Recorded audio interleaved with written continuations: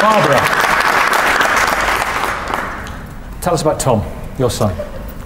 Right. My son is involved with an organisation that's based on the internet. It's not a religion. It's run by an atheist who lives in Canada, who is an entrepreneur. He has set up a structure which earns him a living from voluntary donations and subscriptions to the podcasts, the books that he produces. It's around philosophy, isn't it? That's Politics, right. philosophy, so-called free thinking. Apparently the biggest philosophy show on the internet. My son was studying philosophy and critical thinking when he was at school. He was about 16 when he first came across this website. I imagine he Googled philosophy podcasts, and there was an introduction to philosophy by this man who is very charismatic and says unusual things in quite a gripping way. And he can tell you how to be free. He can really help you achieve personal freedom. All you have to do is listen to some of his podcasts, starting at the beginning of 2,500, read his books as well. Voluntary donations, please, because we can't run this without you. Just had a bill for the server.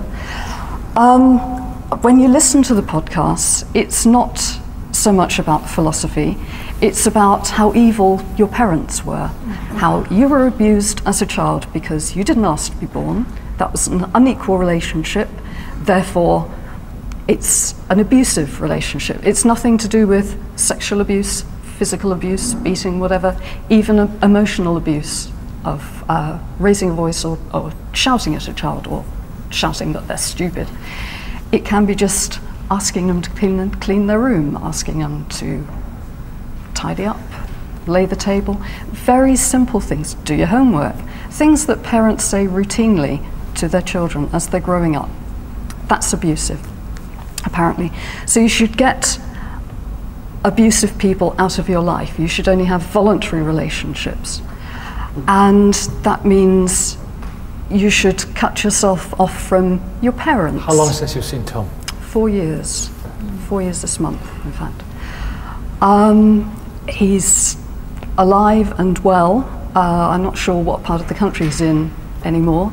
He's very much involved with this organisation still.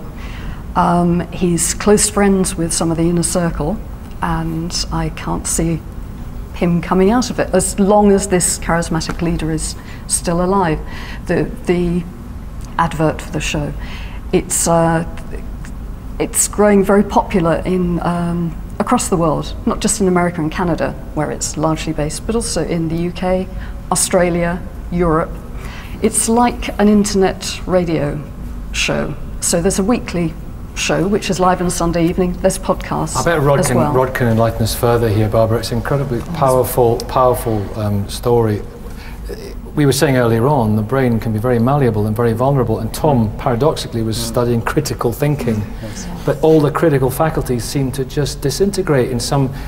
Are we all vulnerable? I think all people are vulnerable to being manipulated and to also having their psychology taken over.